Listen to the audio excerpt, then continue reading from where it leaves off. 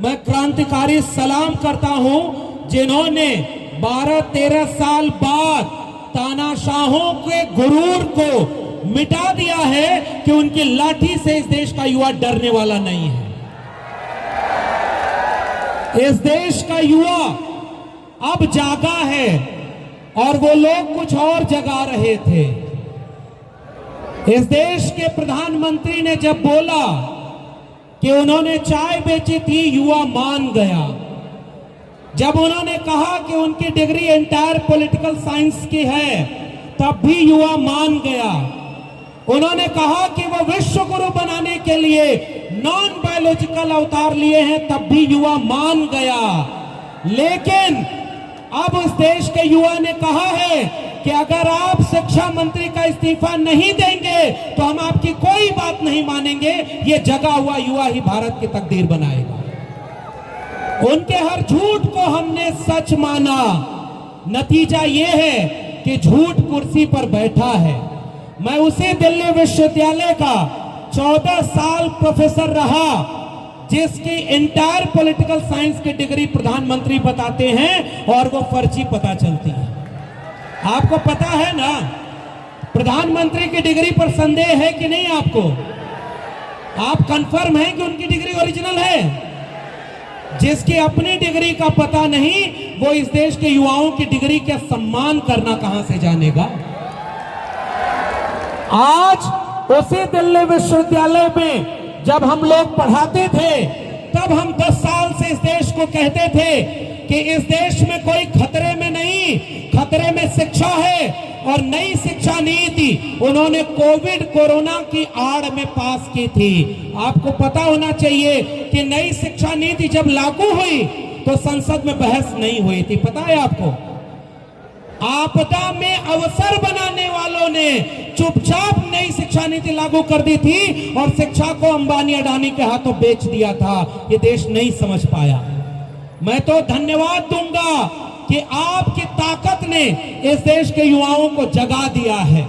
लेकिन इस मंच पर ये जंतर मंतर है, जाने कितने आंदोलन यहां से हुए और उन्होंने मुकाम हासिल किया। इस आंदोलन ने एक जिद ठानी है। और जब मैं यहां आ रहा था तो मैंने महाराष्ट्र की एक वीडियो देखी। उस वीडियो में रेलवे स्टेशन पर कुछ युवा नारा लगा रहे थे, जब जब मोदी डरता है हिंदू मुस्लिम करता है। दिल्ली में जिस दिन नारा लगा था कि जब जब मोदी डरता है पुलिस को आगे करता है। क्या नारा लगा था? जब जब मोदी डरता है। आज ही आप गूगल करिएगा, क्योंकि आप प्रधानमंत्री का मंच नहीं है यहां से झूठ बोला जाए, यहां से सच बोला जाएगा। महाराष्ट्र के लोगों ने नारा लगाया, जब जब मोदी डरता है हिंदू मुस्लिम करता है। अब ये युवा समझ गया है कि आपके नफरत के एजेंडे में ये शामिल नहीं होगा। मैं बहुत छोटी 2-4 आंकड़े दे दूं। जहां जहां इनकी सरकारें हैं, मैं उत्तर प्रदेश से आता हूं और उत्तर प्रदेश में ये धर्म के नाम पर सियासत करते हैं। 27,000 विद्यालय बंद किया सरकारी और 27,000 मधुरालय खोल दिया था, ताकि ठेका आपके गांव में, शराब आपके गांव में, लेकिन कलम और किताब आपके गांव में नहीं पहुंचेगी। बताइए, उसको जवाब देना चाहिए कि नहीं? जब इन्होंने नारा लगाया था कि पढ़ेगा इंडिया तभी आगे बढ़ेगा इंडिया, उसी समय आपको समझ लेना चाहिए कि ये नारा झूठा है। उन्होंने कहा था कि हम आएंगे तो गंगा साफ करेंगे। गंगा साफ हुई? जरा जोर से बोलिए। हर साल 2 करोड़ रोजगार मिला। आपका रोजगार गया कि नहीं गया? 12 करोड़ रोजगार मिलने की बजाय 24 करोड़ रोजगार छीन लिया। इसीलिए जब उसने नारा लगाया कि पढ़ेगा इंडिया तो आगे बढ़ेगा इंडिया, उसी समय आपको समझ लेना चाहिए वो चाहते ये हैं अनपढ़ रहेगा इंडिया तो गुलाम रहेगा इंडिया। आपने उस गुलामी को नजरअंदाज किया। इंटरव्यू में खड़े होकर बोलते हैं कि उन्होंने नॉन बायोलॉजिकल अवतार लिया है। लेकिन मैं आपको एक बात आंकड़े के साथ बताऊं, दिल्ली विश्वविद्यालय, जवाहरलाल नेहरू विश्वविद्यालय, इलाहाबाद विश्वविद्यालय, हैदराबाद विश्वविद्यालय, ये जितने विश्वविद्यालय हैं ये यूजीसी से पैसा सरकार नहीं देती, इनको लोन लेना पड़ता है। बताओ पढ़ाई महंगी हो जाएगी कि नहीं होगी? भाजपा के जितने बड़े नेता हैं उनमें से किसी के बच्चे यहां पढ़ाई करते हैं क्या? अरे भाई जोर से बोलना है। धर्मेंद्र प्रधान के बच्चे यहां पढ़ते हैं?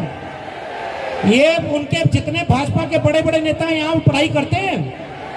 गृह मंत्री का बेटा कहां पहुंच गया ये आप जान लो, और गरीब के बेटों को लाठी मार रहे हैं। बताओ लाठी का जवाब देना पड़ेगा कि नहीं देना पड़ेगा? मैं आपसे गुजारिश करके एक बात कह रहा हूं नौजवानों, अब तक इस देश में बहुत सारे अच्छे आंदोलन हुए, लेकिन ये आंदोलन ऐसा है जिसमें भारत की तकदीर छिपी हुई है। अगर उनके नफरत के हथियार से, पुलिस की लाठी से आपके उम्मीदों का कलम किताब का आंदोलन चूर हो गया और रुक गया, तो आने वाली पीढ़ियां हमें कभी माफ नहीं करेंगी। बताओ आप हार तो नहीं मानोगे? अरे भाई उनकी दिल्ली पुलिस की लाठियों से डर तो नहीं गए? आप देख लो, ये नए तरह का आंदोलन है। मैं देखा कि यहाँ पर कहते थे कि बेटी पढ़ाओ बेटी बचाओ, और जब बेटी आंदोलन में आई तो दिल्ली पुलिस ने इतनी शर्मनाक हरकत की है जितना दुनिया की दूसरी कोई पुलिस ने नहीं की होगी। इसके लिए माफी मांगना चाहिए। प्रधानमंत्री नरेंद्र मोदी, आप कह रहे हो गृह मंत्री और प्रधानमंत्री, इनसे सवाल न करो।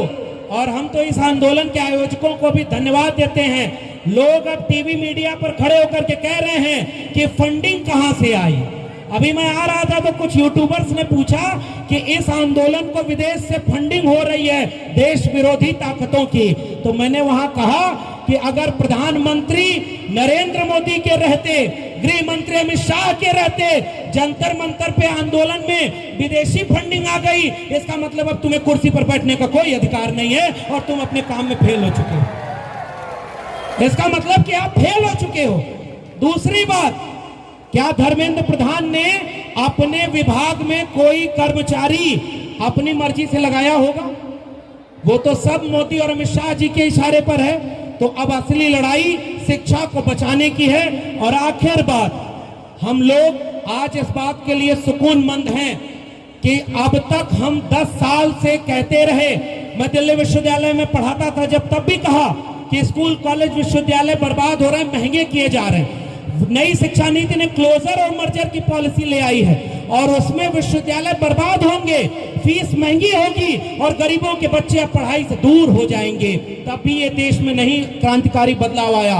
आज अब ये बदलाव आया है तो ये इस मुकाम तक जाना चाहिए कि अगर स्कूल बचेगा, विश्वविद्यालय बचेंगे, युवा बचेगा, तभी भारत बचेगा। और मैं 2-3 लोगों का कोटेशन बोलकर बात खत्म कर रहा हूं। डॉक्टर बाबा साहब अंबेडकर ने जो सबसे अहम नारा दिया था, एजुकेट, ऑर्गेनाइज और एजिटेट, आज ये आंदोलन मुझे लगता है बाबा साहब अंबेडकर के सपनों का आंदोलन है जो शिक्षा की बात कर रहा है। महात्मा ज्योतिबा फूले ने लिखा है कि विद्या बिना मति गई, मति बिना गति गई, गति बिना वित्त गया, वित्त बिना शूद्र भय, एक अविद्या ने इतने अन्य अत्याचार किए। तो ये आंदोलन महात्मा ज्योतिबा फूले और माता सावित्रीबाई फूले के सपनों का आंदोलन है। इसके लिए मैं आपको बधाई देता हूं। इस देश में ये स्लोगन कहा जाता है कि उम्र लंबी नहीं, जिंदगी बड़ी होनी चाहिए। शहीद आजम भगत सिंह ने एक लेख लिखा, विद्यार्थी और राजनीति, और उन्होंने कहा कि अगर अच्छे लोग राजनीति नहीं करेंगे तो वो बुरे लोगों की राजनीति के शिकार होंगे।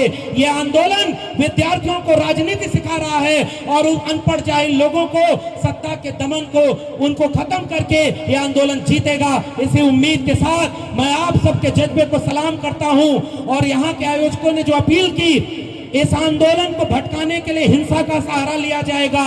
आप हिंसा मत करना और शांतिपूर्ण तरीके से एक एक व्यक्ति, चूंकि गांव-गांव में अभी आंदोलन पहुंच चुका है और हम लड़ेंगे, जीतेंगे।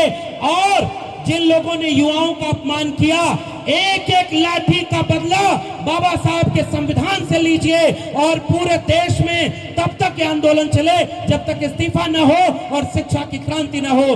आप सबके जज्बे को सलाम। जय भीम, जय मंडल, जय संविधान, इंकलाब जिंदाबाद।